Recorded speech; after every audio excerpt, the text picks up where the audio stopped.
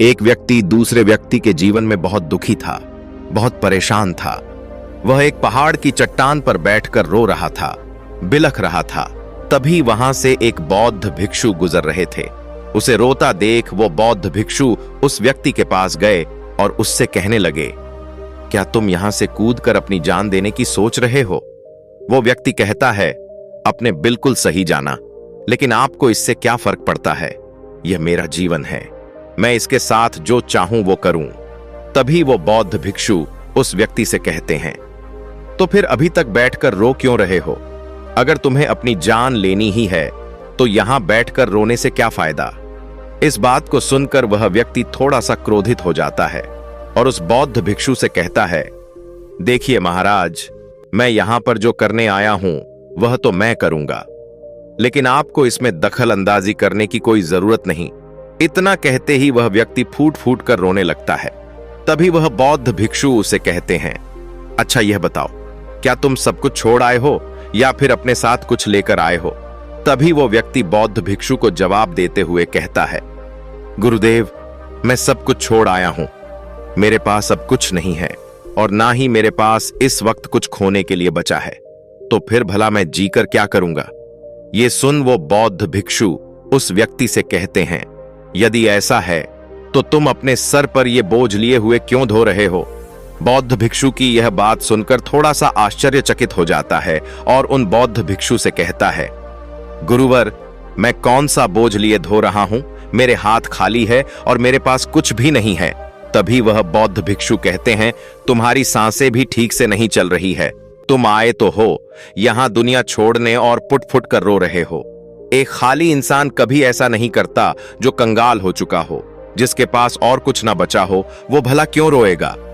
यह सुनकर व्यक्ति और भी क्रोधित हो जाता है और उस बौद्ध भिक्षु से कहता है, आपको इससे क्या मतलब? तभी वो बौद्ध भिक्षु उस व्यक्ति से कहते हैं, क्या तुमने कभी अपने अंदर की ओर झांकने की कोशिश की है? तुमने कितना बोझ उठाया हुआ है? तुम अपने जीवन में कितना कुछ बोझ लेकर अपने इन दो कंधों पर धो रहे हो? इन सभी बोझों को कब तक उठाओगे? यहीं पर उतार दो और थोड़ा सा हल्का हो जाओ। कब तक इन बोझ के तले दबे रहोगे? जैसे ही उसे व्यक्ति ने उस बौद्ध भिक्षु के मुंह से ये सारी बातें सुनी, वो तुरंत ही उनके चरणों में गिर पड़ा और उनसे हाथ जोड़कर कहने लगा, गुरुदेव, अभी तक मुझे कोई नहीं समझ पाया था। यहां से कई लोग आए और गुजर गए, लेकिन किसी ने भी मुझसे यह सब नहीं कहा। आपने तो मेरे मन की बात पढ़ ली, यहां तक कि मेरे घर वाले भी मुझे नहीं समझ पाए, लेकिन आपने एक बार में ही मुझे पूरी तरह से जान लिया है। आगे वो व्यक्ति बौद्ध भिक्षु से कहता है, क्या आप मेरी इस समस्या का समाधान कर सकते हैं? बौद्ध भिक्षु कहते हैं, कहां है समस्या? वो व्यक्ति कहता है, मेरे घर पर है, आप मेरे साथ चलिए। वह बौद्ध भिक्षु उस व्यक्ति से कहते हैं, नहीं, समस्या तुम्हारे घर पर नहीं है। वो व्यक्ति कहता है, नहीं गुरुदेव, समस्या मेरे घर पर ही है, आप एक बार मेरे साथ चलकर तो देखिए। वह बौद्ध भिक्षु उस व्यक्ति को समझते हुए कहते हैं, समस्या तुम्हारे घर पर नहीं, तुम्हारे भीतर है। क्या तुमने कभी अपने भीतर झांकने की कोशिश की है? सारी समस्याएं तुम्हारे भीतर हैं। जब तक तुम उसका समाधान नहीं करोगे तो तुम्हें हर जगह हर समय समस्या ही दिखेगी। और यदि समस्या तुम्हारे घर पर है तो तुम इस पहाड़ की चोटी पर क्या कर रहे हो? तुम कह रहे हो कि तुमने पीछे सब कुछ छोड़ दिया है, अपना घर, अपने परिवार, अपने सारे संबंधी, और यदि तुमने यह सारी चीज छोड़ दी है तो तुम्हारी समस्या भी वहीं पर छूट गई है। फिर तुम भला इतने परेशान क्यों हो? उस बौद्ध भिक्षु के मुंह से ये सारी बातें सुनकर वह व्यक्ति कहता है, गुरुवार, आप सही कहते हैं, मैं आपकी बातों को समझ नहीं रहा हूं। कमी तो मेरे ही अंदर है, मैं किसी काम का नहीं हूं। मैं जब भी कोई काम करने जाता हूं तो सब बिगाड़ देता हूं। मेरे हाथों सारे काम गड़बड़ हो जाते हैं। मैंने आज तक कोई भी काम ढंग का नहीं किया, मेरी तो किस्मत ही खराब है। उस व्यक्ति के मुख से यह सारी बातें सुनकर बौद्ध भिक्षु मुस्कुराने लगे और उस व्यक्ति से कहा, अच्छा, तुम्हें लगता है कि तुम्हारी किस्मत खराब है, तो मुझे यह बताओ, क्या खराबी है तुम्हारे किस्मत में? तभी वह व्यक्ति उस बौद्ध भिक्षु से कहता है, गुरुवर, मुझे व्यापार करना था और व्यापार करने के लिए धन की आवश्यकता थी। इसीलिए मैंने अपने परिवार से थोड़ा सा धन लिया और उसी ढंग से मैंने अच्छा सा व्यापार खड़ा किया। लेकिन गुरुवर, मेरा व्यापार ज्यादा दिन तक नहीं चल सका। शुरू शुरू में मेरे परिवार वालों ने मेरा पूरा साथ दिया और तब तक सब कुछ ठीक भी चल रहा था। लेकिन धीरे धीरे मुझे मेरे व्यापार में नुकसान होने लगा और यह सब देख मेरे परिवार वाले मुझसे नाराज हो गए और मुझसे दूर चले गए। मैं तो चाहता था कि मैं अच्छा व्यापार करूं, अच्छा धन कमाऊं ताकि मैं अपने परिवार को अच्छे से संभल सकूं, उन्हें वह हर सुख सुविधा दे सके जिनकी उन्हें आवश्यकता है। मैं तो सब उन्हें के लिए कर रहा था, लेकिन वह लोग मुझे समझ नहीं पाए और मुझे ही इसका जिम्मेदार ठहराते हैं। और मुझे भी यही लगता है कि मैंने गलत किया, क्योंकि मेरा भी एक मित्र है। उसने मेरे साथ ही व्यापार शुरू किया था, लेकिन उसका देखो व्यापार बहुत अच्छा चल रहा है। मेरा मित्र जब भी मेरे आता है तो अपने अच्छे व्यापार की बातें अवश्य बताता है। वह हमेशा यह कहता रहता है किस तरह से उसने अपने दम पर व्यापार को खड़ा किया है और उसे चलाने में भी वह सक्षम है। किस तरह से उसने जी तोड़ मेहनत की और अपने व्यापार को उन ऊंचाइयों तक ले गया। यह सब सुन मेरे परिवार वाले भी मुझसे कहते हैं, देख वो तेरा मित्र है, उसने अपने व्यापार को कहां से कहां ले गया और तूने तो हमारे जमा की हुई पूंजी भी गवा दी, हमारा नुकसान कर दिया। मेरे परिवार वाले मुझसे हमेशा यही कहते रहते हैं कि तेरे बस का कुछ नहीं। इन तानों को सुनकर मैं बड़ा परेशान हो चुका था। इसीलिए मैंने कर्जे लिए और नया व्यापार खड़ा किया, लेकिन वहां पर भी मुझे मुंह की खानी पड़ी और मेरा व्यापार पूरी तरह से चौपट हो गया। अब तो हालत यहां तक आ चुकी है कि मेरा घर भी अब गिरवी पड़ा हुआ है। अब आप ही बताइए गुरुवर, मैं क्या करूं? तभी वह बौद्ध भिक्षु उस व्यक्ति से कहते हैं, अच्छा, तुम्हें यह पता है कि तुम्हारा मित्र तुम्हारे पास क्यों आता था? तभी वह व्यक्ति कहता है, हाँ, मुझे अच्छी तरह से पता है। वो मुझे मेरे घर वालों के सामने नीचा दिखाने के लिए आता था, मेरी बुराई करने आता था। वह यह जताने आता था कि वह मुझसे व्यापार में कई गुना आगे है, श्रेष्ठ है।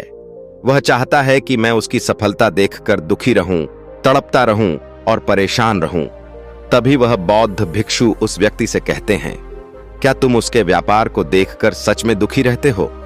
वह व्यक्ति कहता है, हाँ, इतना अच्छा व्यापार उसने खड़ा किया है और मेरा व्यापार चौपट हो गया, तो यह देखकर मुझे तो दुख होगा ही गुरुवर, मुझे तो जलन होगी।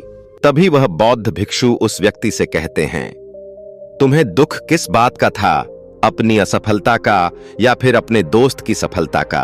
तभी वह व्यक्ति उस बौद्ध भिक्षु से कहता है, अपनी असफल होने पर मुझे इतना पछतावा नहीं था, लेकिन मेरा मित्र इतना सफल हो चुका था, उसे देखकर मुझे ईर्ष्या होती थी, मेरे अंदर जलन की भावना उत्पन्न होती थी और मैं यह देखकर दुखी रहता था, पछताते रहता था, तड़पता रहता था।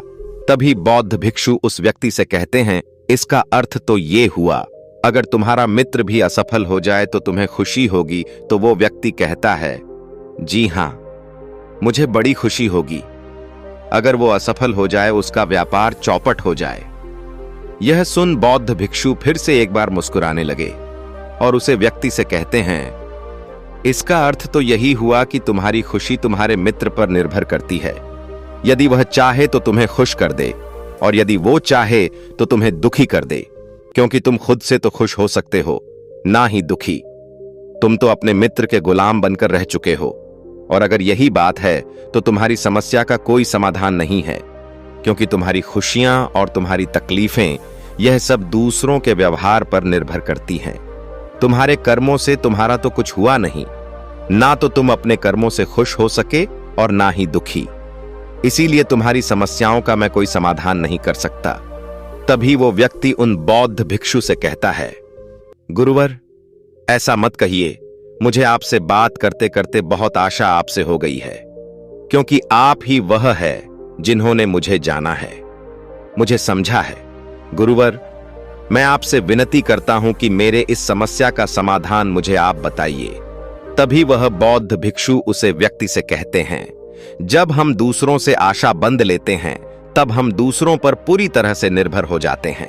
अगर मैं तुम्हें कोई भी रास्ता ना बताऊं, मैं तुम्हें तुम्हारी समस्या का समाधान ना करूं, तो तुम इसी तरह से दुखी रहोगे, रोते रहोगे। और अगर मैं कोई रास्ता तुम्हें बता दूं, मैं तुम्हें कोई समाधान बता ही ना तो हो सकता है तुम्हें कुछ मिल जाए, लेकिन एक बात हमेशा याद रखना कि जो तुम्हारा मित्र तुम्हारे घर पर आता है, यह तुम्हें बताने के लिए किस तरह से उसने अपने व्यापार में वृद्धि की, किस तरह से उसने कड़ी मेहनत की जो तुम्हें दुखी करने आता है। लेकिन क्या तुमने कभी गौर किया है, तुम्हारा मित्र बात तो सच्ची ही कह रहा है। किस तरह से उसने अपने जीवन में वह संघर्ष किया और उसे मुकाम तक पहुंचा है। तो उसने अपने अनुभव की ही बात तो तुम्हें बताई है। अब चाहो तो तुम उस अनुभव का इस्तेमाल कर सकते हो, या फिर तुम उस अनुभव को व्यर्थ ही जाने दे सकते हो और अपने मन में इर्शाद जैसे भाव उत्पन्न कर सकते हो। समझदारी तो इसी में है कि जब वह तुम्हें अपने अनुभव के बारे में बता रहा है कि किस तरह से उसने संघर्ष किया है अपने जीवन में, अपने व्यापार को, उसे ऊंचाई तक पहुंचने के लिए, तो तुम अपने बुद्धि का इस्तेमाल करो, ऐसे अनुभव का इस्तेमाल करो, उसके ज्ञान का इस्तेमाल करो। तुम्हें तो खुश होना चाहिए। तुम्हें जो अनुभव चाहिए था तुम्हारा मित्र आकर तुम्हें घर पर ही दे रहा है, और इस पर तो तुम्हें अपने मित्र का आभार प्रकट करना चाहिए, क्योंकि घर बैठे बैठे तुम्हें वह अनुभव प्राप्त हो रहा है जो तुम अपने जीवन से प्राप्त नहीं कर सके। इसीलिए आगे बढ़ो, संघर्ष करो, उसे अनुभव का इस्तेमाल करो और कभी हार मत मानो, क्योंकि समय की एक खूबी है, समय चाहे कैसा भी हो बदल जरूर जाता है। इसीलिए समय चाहे जैसा भी हो, अच्छा या बुरा, दोनों का गुजरना तय है। लेकिन सबसे जरूरी यहां पर समझने वाली बात यह है कि इन दोनों वक्त को देखने के लिए तुम्हारा जीवित रहना आवश्यक है। और जब तुम्हारा अच्छा वक्त शुरू होगा, तुम अपने संघर्ष से अपने व्यापार को खड़ा करोगे और अपने व्यापार को उन ऊंचाइयों तक ले जाओगे। तब वही तुम्हारे मित्र और तुम्हारी सफलता के नहीं, तुम्हारे असफलता के गुण गए जाएंगे, ताकि तुम उन्हीं की तरह कोई गलत निर्णय लो और तुम उन्हीं की तरह बर्बाद हो जाओ। तो यहां पर तुम्हें अपनी बुद्धि का इस्तेमाल करना होगा। तुम्हें उनकी बातों पर ध्यान ना देकर के बल्कि अपने बुद्धि का प्रयोग करना होगा, क्योंकि उस समय सुखी नहीं दुखी करने आएंगे, क्योंकि उसे भी तुम्हें दुखी देखकर उतना ही मजा आएगा जितना कि तुम्हें उसे दुखी देखकर आएगा। यह सारी बातें सुन वह व्यक्ति उस बौद्ध भिक्षु से कहता है, गुरुवर आप बिल्कुल ठीक कह रहे हो, मेरे जीवन को मैं नहीं चला रहा बल्कि मेरे सेज संबंधी और मित्र चला रहे हैं जो मेरे जीवन में सुख और दुख भरे जा रहे हैं। लेकिन गुरुवर यहां पर मेरा एक प्रश्न है। जब मैंने व्यापार खड़ा किया था तो मेरा उद्देश्य यही था कि मैं अपने परिवार को सुखी रख सकूं, उन्हें वह सुख सुविधाएं दे सकूं। क्या अपने परिवार के लिए यह बातें सोचना गलत है? मैं तो अपने परिवार के लिए ही सब कुछ कर रहा था, लेकिन व्यापार में नुकसान होने के बाद वो परिवार भी मुझे छोड़ गया। इस पर बौद्ध भिक्षु मुस्कुराने लगे। तभी वह व्यक्ति बौद्ध भिक्षु से कहता है, इसमें मुस्कुराने की क्या बात है? क्या मैंने कोई गलत प्रश्न पूछ लिया? तभी बौद्ध भिक्षु कहते हैं, नहीं, हर व्यक्ति यही चाहता है कि कोई उसकी गलती पर सांत्वना दे, और तुम भी वही चाहते हो। हर कोई यही चाहता है कि जब वो कुछ करें तो उनकी प्रशंसा की जाए, और जब हमें प्रशंसा नहीं मिलती है तो हमें भीतर ही भीतर बड़ा दुख होने लगता है, हमारे मन को ठेस पहुंचती है, और तब हमारे मन में यह भाव उत्पन्न होने लगता है कि इस दुनिया में सभी मतलबी हैं, सभी अपने मतलब के लिए जीते हैं, सभी अपने मतलब के लिए काम करते हैं, और सभी हमारे साथ अपने मतलब के लिए ही रहते हैं। लेकिन अगर तुम किसी को अपना परिवार मानते हो और अपने परिवार के लिए कुछ करना चाहते हो, तो फिर तुम्हें ऐसा क्यों लगता है कि तुम दूसरों के लिए कर रहे हो? तुम तो अपने लिए ही कर रहे हो। अगर तुम्हें लगा कि तुम दूसरों के लिए कर रहे हो तो तुम जीवन भर दुखी ही रहोगे, और जब तुम्हें लगेगा तुम अपने लिए कर रहे हो तब तुम्हें अजीब सी खुशी प्राप्त होगी और तुम हमेशा खुश रहोगे। और जब तुम अपने कार्यों को बेहतर से और बेहतरीन करने में लगे रहोगे तो तुम्हें किसी की शांत होना की भी कोई जरूरत नहीं पड़ेगी। तभी वह व्यक्ति उन बौद्ध भिक्षु से कहता है, गुरुवार, मुझे आपकी बात समझ में आ गई। अब तक मेरी किस्मत दूसरों के हाथों में थी, वह उसमें जैसे रंग चाहे सुख के या दुख के भर दिया करते थे, लेकिन अब से मैं अपनी किस्मत अपने हाथ में रखूंगा, और फिर चाहे यह अच्छी हो या खराब, मैं हार नहीं मानूंगा। आखिर में वह व्यक्ति उसे बौद्ध भिक्षु से कहता है, गुरुवर, आपकी सारी बातें तो समझ गया, लेकिन क्या आप मुझे कुछ दे सकते हैं जो मेरे जीवन के सबसे बुरे वक्त में मेरा साथ दे सके, मेरा साथ निभा सके? यह सुनकर वह बौद्ध भिक्षु उस व्यक्ति को एक छोटा सा बक्सा देते हैं और कहते हैं कि यह वस्तु मेरे दिल के बहुत करीब है और इसे तुम्हें अपने बहुत करीब ही रखना होगा। इस बक्से में एक ऐसा राज है जो तुम्हें बड़े से बड़े दुखों से बाहर निकाल सकता है, बड़ी से बड़ी परिस्थितियों से छुटकारा दिला सकता है, और इसे तुम तब खोलना जब तुम्हें लगे अब कोई राह नहीं बची हुई है, जब तुम्हें यह लगने लगे कि सब कुछ व्यर्थ है, मैंने जो बातें कही हैं वो भी व्यर्थ है, ये दुनिया भी व्यर्थ है, यहां रहना भी व्यर्थ है। इतना कहकर वह बौद्ध भिक्षु उस बक्से को उसे व्यक्ति को थमा देते हैं और फिर वहां से चले जाते हैं। वह व्यक्ति उस बक्से को लेकर वापस अपने घर आता है और फिर एक नया कारोबार शुरू करता है। अब की बार वो कारोबार में हार नहीं मानता है और उसका कारोबार बहुत अच्छा चल पड़ता है। उसका कारोबार चलने के कारण उसका परिवार भी अब उसके साथ रुक चुका था। उसके पास जीवन की हर सुख सुविधाएं भी आ गई थीं। अब वह ना तो भूतकाल का रोना रोता था और ना ही भविष्य की चिंता करता था। वो तो केवल अपने वर्तमान को और ज्यादा बेहतर बनाने की कोशिश में लगा रहता था। लेकिन समय हमेशा बदलता रहता है।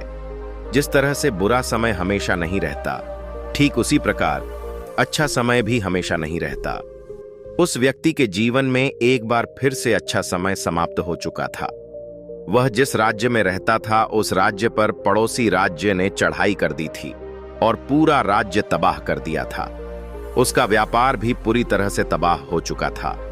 वह अपने परिवार के साथ दर दर की ठोकरें खाने लगा। उसे यहां से वहां भगाना पड़ा, यहां तक कि उसके पास खाने पीने के लिए भी पैसे नहीं बचे थे। उसके बच्चे भी अब बीमार पड़ चुके थे, उनके इलाज के लिए भी उसके पास पैसे नहीं थे। तब उसे एहसास होने लगा यह सब व्यर्थ है, उसका यह जीवन जीना भी व्यर्थ है, यह पूरा संसार व्यर्थ है, और जो कुछ भी बातें उस बौद्ध भिक्षु ने कही थी वो सारी बातें भी व्यर्थ है। आज मेरे पास कुछ नहीं बचा, आज मेरे पास जीने का कोई मकसद नहीं बचा। वो व्यक्ति अंदर से पूरी तरह निराश हो चुका था, अंदर से पूरी तरह से टूट चुका था। वो व्यक्ति ये सब सोच ही रहा था, तभी उसकी नजर उस बक्से पर पड़ी जो उसे बौद्ध भिक्षु ने दिया था। फिर उसे व्यक्ति ने उस बक्से को खोला। उस बक्से में एक पर्ची थी जिसमें यह लिखा था कि आपकी नई जिंदगी की शुरुआत कहीं से भी हो सकती है। आपके पास सोने का सिक्का होना हो, लेकिन आपके पास वो हिम्मत तो है जो कुछ ना कुछ आप अवश्य ही कर लेंगे। उस पर्ची को पढ़ने के बाद उस व्यक्ति के मन में एक बार फिर से आशा की लहर दौड़ पड़ी और इसके जीवन में फिर से हिम्मत बढ़ गई और उन ऊंचाइयों को छूने के लिए फिर से मेहनत करने लगा।